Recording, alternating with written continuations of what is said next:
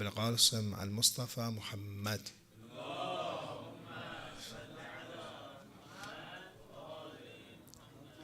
وعلى أهل بيته الطيبين الطاهرين ولعنة الله على أعدائهم إلى قيام يوم الدين.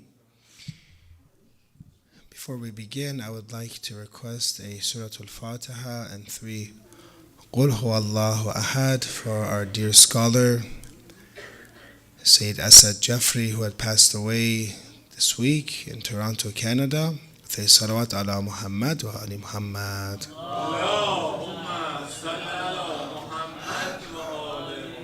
Bismillah ar-Rahman ar-Rahim.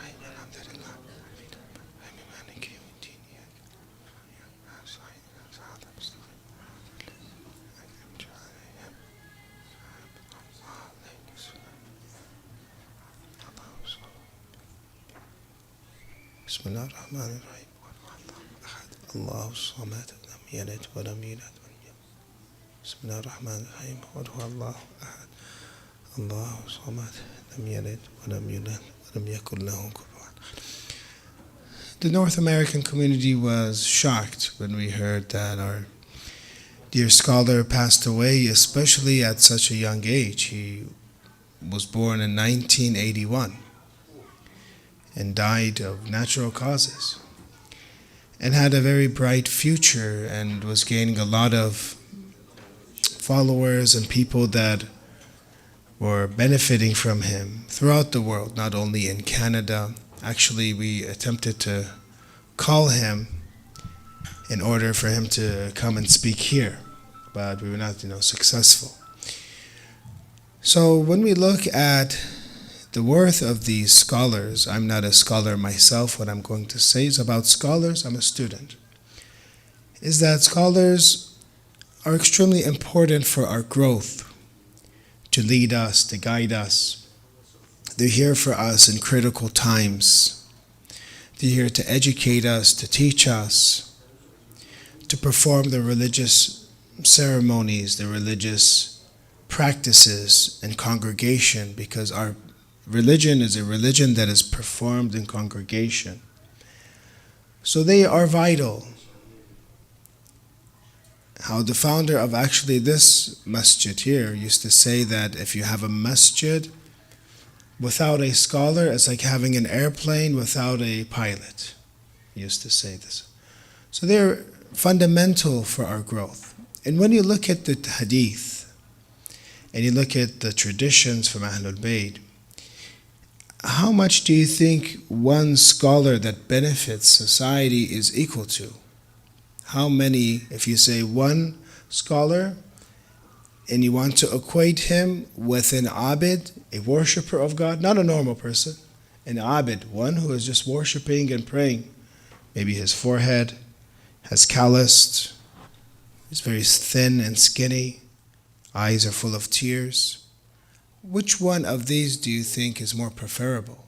A scholar that benefits people, or a simple abid, simple worshipper of Allah? In tradition, Imam Bagha alayhi salam in Da'awat, the book, says, عَالِمٌ يُنْتَفِعْ بِعِلْمِهِ, a scholar that people benefit from his knowledge. Someone like Sayyid Asad Jeffrey, that benefits society and so many people in schools in Toronto. أَفْضَلُ مِنْ 70,000 عَابِدًا, more than 70,000 abid, more than. So when we lose a scholar for us in North America that speaks English well, which are few, it's as if we have lost 70,000 abids, 70,000, worshippers of God. And the reason for this, you can say, is because the guidance that a scholar provides, a scholar takes away people from bid'ah and innovation, puts them in the correct path. But a worshipper will just worship. You give them this dua, they'll do this dua, this book. They just keep going and going from the beginning of Mafatih to the end of Mafatih al-Janan, not really thinking about what's going on, but just worshiping. But that scholar will say, look, no, this is the time to do this is the time to do that. He has wisdom. He gives that direction.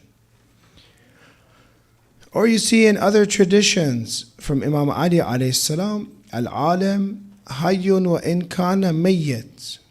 A scholar is alive even though he's dead, because you are benefiting from him. Maybe one aspect, besides maybe if it's the aspect of, for example, his spiritual presence over the world, because of a lot of people, they even approach the scholars' graves today. I'm sure maybe some of you and Mashhad, besides doing ziyarat of Imam Rida salam, some of our scholars are there, or in the holy city of Qom, you go to the scholar's grave and you get your hawa'ij from the scholars. And they have that ability. But besides that, their knowledge, you read their books. Think of right now your favorite scholars' books and how much it influences you. That's life, right? It's changing you, having an impact on this world today, even though they have passed away many of years ago, for example. Some of our scholars have collected the book of, for example, Mafatihul Janan. So, like Sheikh Abbas Razavian. And he himself actually was one of those, they say, that when he would go to the shrines, he didn't like to push forward too much, to go and squeeze people, to go and kiss the shrines. But now, whoever goes to the shrines, they have a Sheikh Abbas Razavian, under their arm to do ziyarah. The benefit of collecting the dua and the prayers and supplications of Ahlul Bayt. Some were very smart when it comes to these, or had a lot of tawfiq when it came to being able to give that and continue their khairat in this world. The hadith continues, Al-jahil mayyit wa in kana hayyan. But the ignorant in our religion, and according to Imam Ali alayhi salam, is always dead. Even though he's alive, you see him, he's dead. When you see an ignorant person, you see a dead person, because he doesn't have any influence over the world. He doesn't have anything. He's just a body. When somebody is just a body without knowledge, without spirituality, without understanding God, he's dead. Some of the other traditions say, Imam Sadiq alayhi salam and Al-Kafi, Inna al-ulama warathatul anbiya, that the scholars are the inheritors of the prophets. How are the scholars inheritors of the prophets? Because the prophets have sayings, right? They have sayings, they have performed actions. Who right now understands that? Who preserved that? The scholars did. For example, Marhum Kulaini. He lived during the time of the minor occultation. He took a lot of the usul arba' Our traditions were written in 400 usul asl, books. Books, or you could say, notes put together. And these were actually direct notes that the Ashabul A'imah wrote directly from the Imam. For example, from Zurara, from Muhammad ibn Muslim. They sat with the Imam and they wrote when the Imam gave a hadith. Because the Imams would say, Qayyidul ilm, chain down knowledge. How? With writing. So they would write maybe 17, 18 of these usul, arba' today they still exist. Some of our scholars have put them in their books of hadith. These usuls that existed, they were actual books or notes that the students of the imams would write during the imam's class or when they would be present with the imam. So 400 of these, Marhum al-Kulaini had access to them, and because he was during the time of ghaybat, the minor occultation, and therefore he put it together in Al-Kafi, he preserved it for us. So much so that then there wasn't a need for those 400 usul arba' anymore, because it was incorporated in Al-Kafi or in At-Tahdhib or Man La Yahduru Al-Faqih or Al-Istibsar of Shaykh At-Tusi. So you see that the scholars are warathatul anbiya because they take down the hadith, they take down the sayings, and they understand it. And actually, they are the ones that have walayat and authority in this world. When you look at one of the letters of the Imam of the age before going into occultation, He says that you should return al-hawadith al-waqa'ah, the new affairs, refer them to our narrators, those that know our narrations. So therefore, they're the inheritors of the prophets. One of the beautiful sayings that our dear marhum Maulana Sayyid Asad Jafri had, and it incorporates with this time period that we're in that is very difficult for us to watch. Slaughter of innocent Palestinians, explosions that sometimes level and affect 2,000 or 25,000 feet, 2,500 feet, everything around it. In hospitals, in schools, in masjids, churches, So when we are thinking of such a difficult time, he has this nice saying, and I'd like to share it with you because the scholar is alive, that he said that activism he saw as an act of worship. That's how our scholars say. If a person doesn't really think of this issue that is happening in Palestine, he doesn't have humanity. There's no humanity left in him. So he says activism is an act of worship. But then he defines this and says that it can only be judged by the one who knows the intentions. But it still goes back to the intentions that you have. God knows your intentions. If you wave a flag in the street of your city while chanting, I pray God accepts that worship, he said. If you're in your city, in a protest as we had in Los Angeles, or there was today in Washington, D.C., and different parts of the world, he says that this is an act of worship that's accepted. Allah knows your intention. But if you stay home and pray in your heart for the oppressed, I pray God accepts that worship. And yet there are some, because of a circumstance they have, something that all they can do maybe is just dua for now. Maybe. But because you have to answer to God, that activism is something that God will look, say, did you have the ability? Did you have, for example, the capability to make a change? So therefore, he looks at your intentions. And you cannot, for example, slam one guy, slam the other guy. Why are you doing this? Why are you doing? Everyone will be judged by God, by their intentions. What is their strategy? What they are doing. So therefore, we see that the need of scholars in such a present time is so much needed. They're the ones giving us guidance. They're the ones giving us protection when you look throughout the Shia world.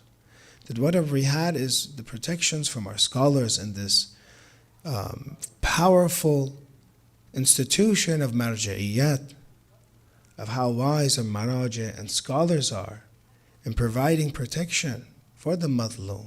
Because this is what we do. How Imam Ali ﷺ mentioned to his son Imam Hassan and Imam Hussein to be an adversary for the oppressor and to be an aun and helper to the oppressed. After being hit, on the head, Imam Ali ﷺ mentions this hadith that this is how we should be.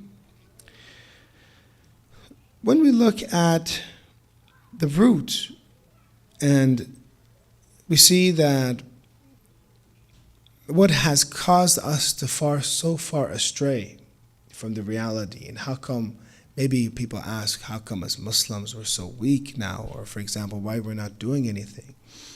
Or sometimes we see in the world that the world has still not understood Islam properly.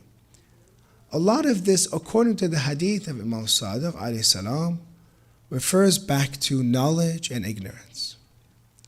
He says in hadith, يَبْنَ جُنْدَبْ قَدِيمًا تُحَفُ الْأُقُولِ قَدِيمًا عُمِرَ الْجَهْلِ وَقَوِيَ أَسَاسُ. O son of Jundab, his companion, from an old time ignorance has thrived and strong is its foundation. The same ignorance which is the root of all evil. And we always ask ourselves, this ignorance that's happening, we're looking at, for example, the way people are living their lives, the way they are accepting this oppression, the way that they're changing all the facts. This ignorance has always been there. But what do you think is the source for it? Why are people so ignorant in this world? Who's responsible? The Imam continues, وَلِذَلِكَ لِاتِّخَاذِهِمْ دِينَ اللَّهِ لَعِبًا. This is because they took the religion of God as amusement, as play. They didn't take religion as something that is serious. How does someone play with religion? When it comes to those things that they like, they're religious. When it comes to those things that it's hard for them, they don't like to do, then that's not for me. I don't like that part of religion. I don't like that sacrifice. That's playing. That's when you play with something, is you take the good parts. It's like that, Muslim becomes kind of like a buffet.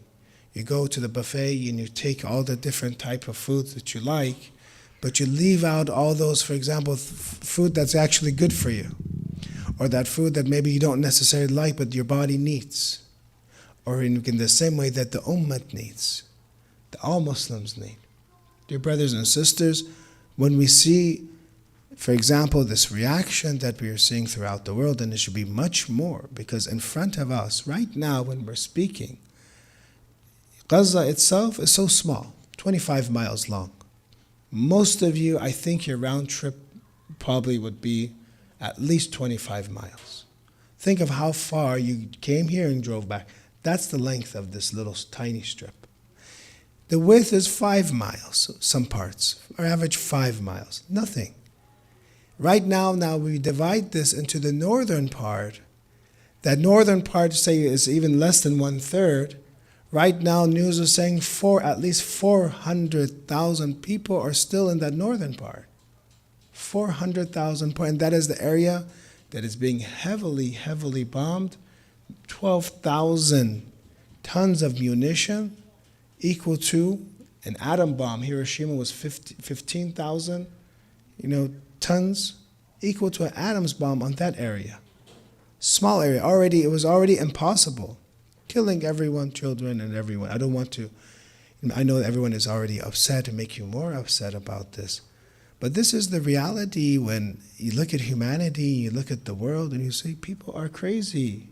What's wrong with the world? They ask for a ceasefire. They say, no, we cannot have a ceasefire. And we are just wondering, how much ignorance is there? Well, this has been built. When we have ignorant individuals, people can manipulate them.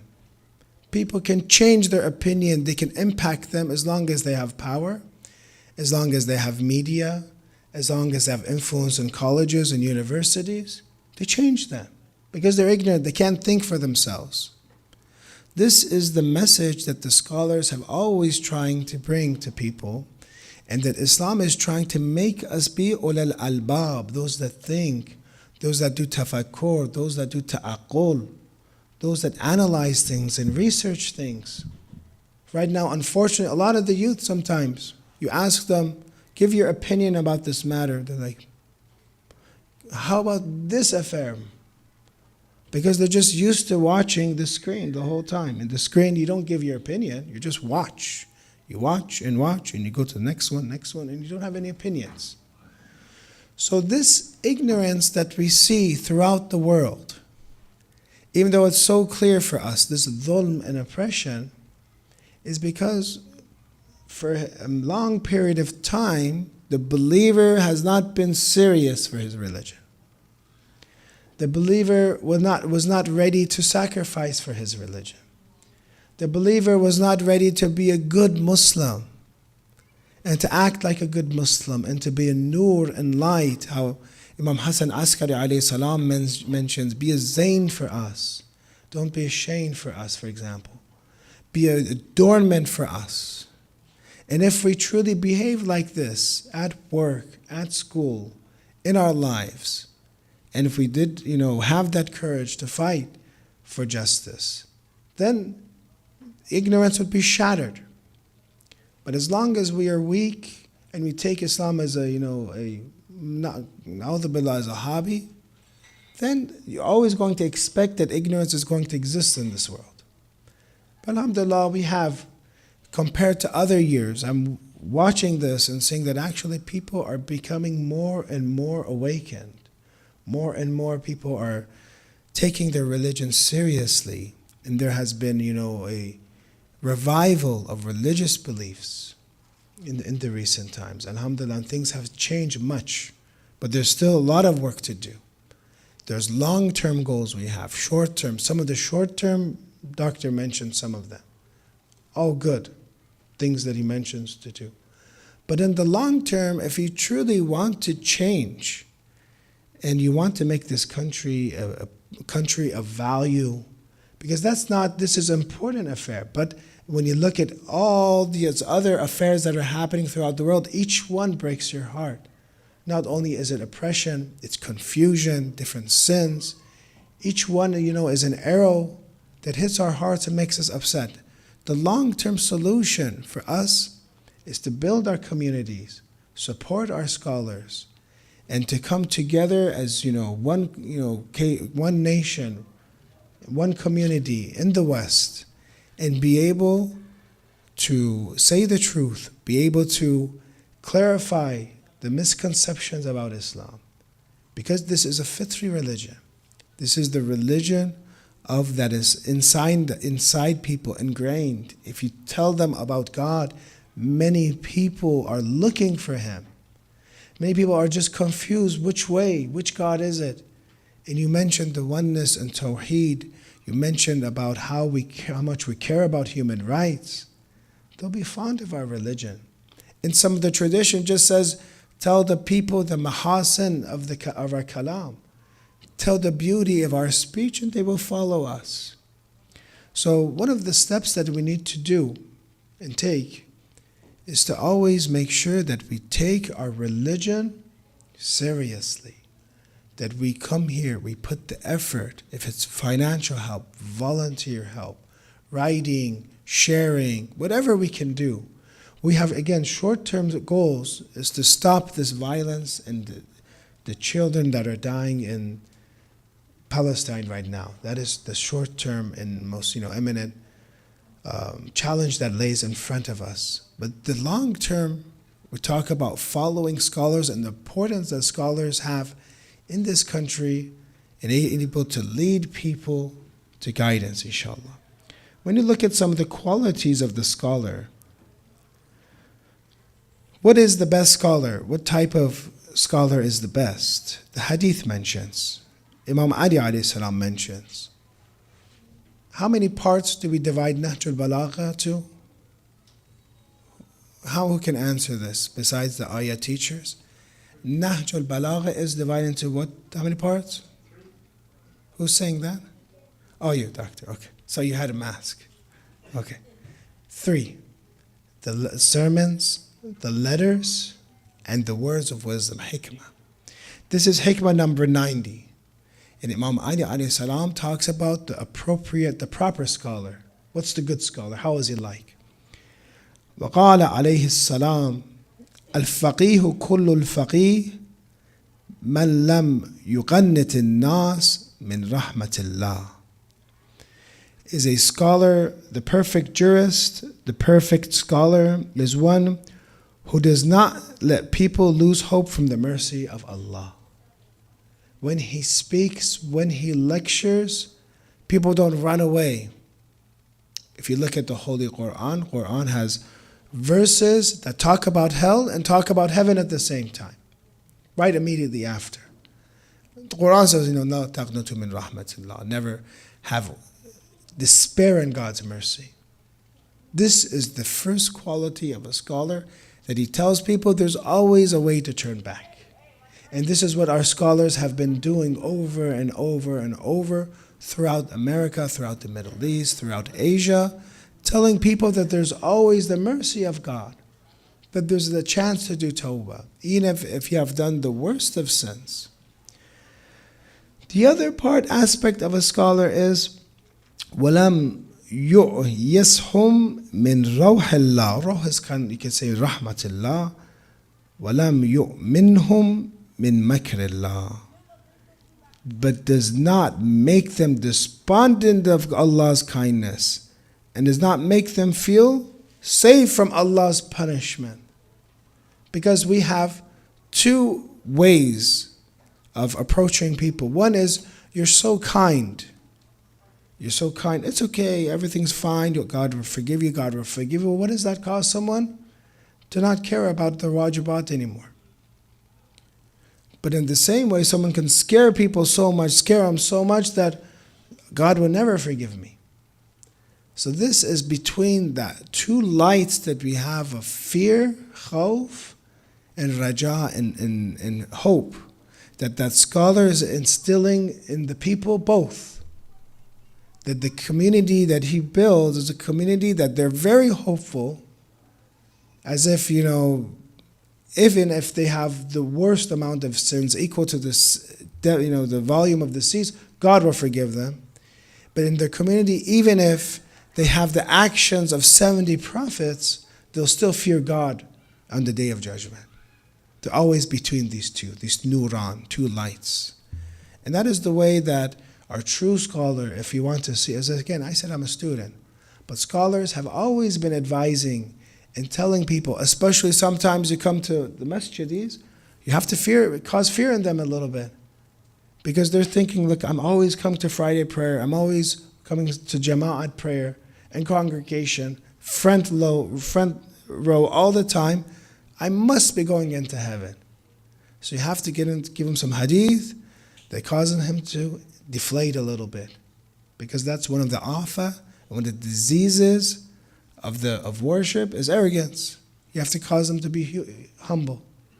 And in some communities, they're like, it's too late, I'm drowning, it doesn't matter how much I'm under the water, I'm under the water. Then you have to tell them, look, there's a chance for you, you're young.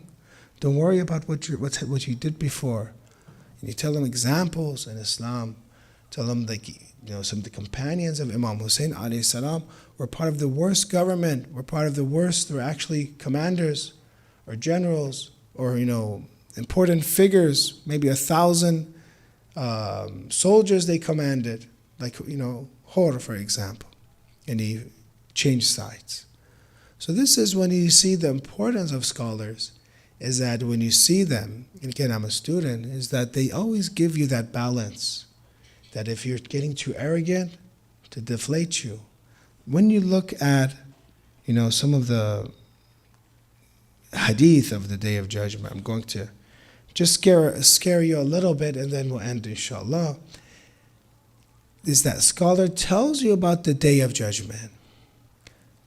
Every time, maybe most people here, would you agree with me, when you read the Holy Quran, most times you read a verse about the hereafter. Most times. Generally, it's 1/3, some say, is about the hereafter. And in general, it's a heaven and hell. It gives you descriptions of how hell is like, how heaven is like. To give us, scare us, and also to encourage us to get the reward. Al-Nabi Majlisi, after talking about the account, and this is, we said that scholars in Jahl has been existing because people haven't taken their religion serious, because they're not ready for that sacrifice. After mentioning different narrations about the account, al-hisab, that Allah will ask us about everything we did in this world, or be presented to us, everything we did. He says at the end, this narration, he says, Akunta aliman, did you not know? He sees a sin, he says, did you not know this was haram? Did you not know you were supposed to do this? He says, then what are you going to answer? Halla amilta, then why didn't you do it? What would we say if God is asking on the Day of Judgment, put ourselves, let's just do a hisab before the hisab comes, account. Right now about my life and different things, and I look things that are haram in my life. Right now, if Allah put myself in the Day of Judgment, is asking me, did you not know this was wajib? Did you not know this is haram? I'm talking to myself. Then why didn't you do it?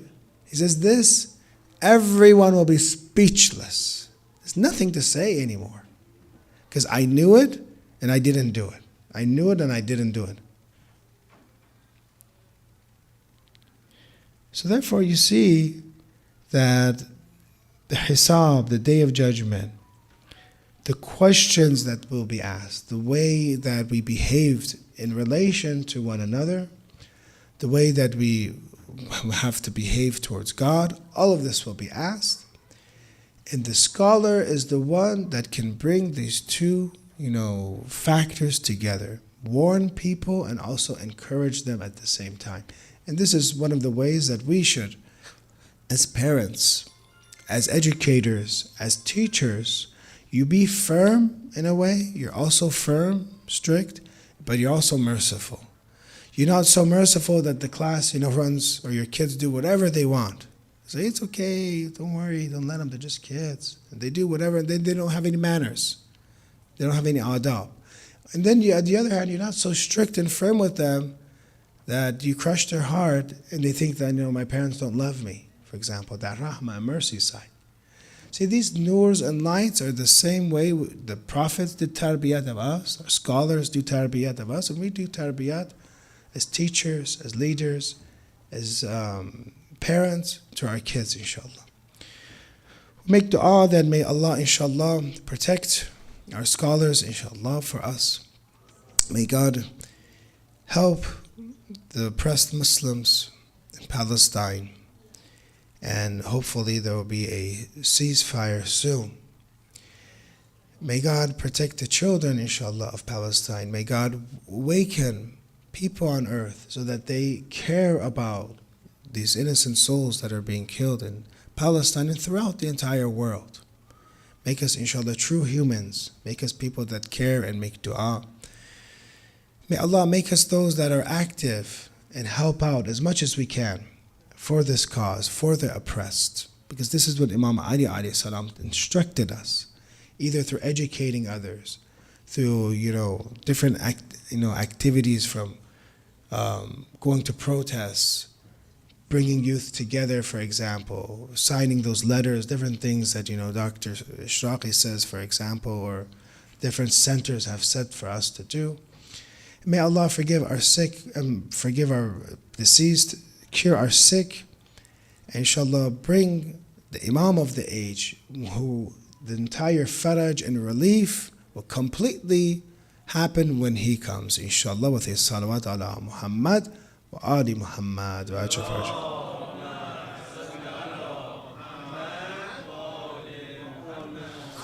Ajr farajahu.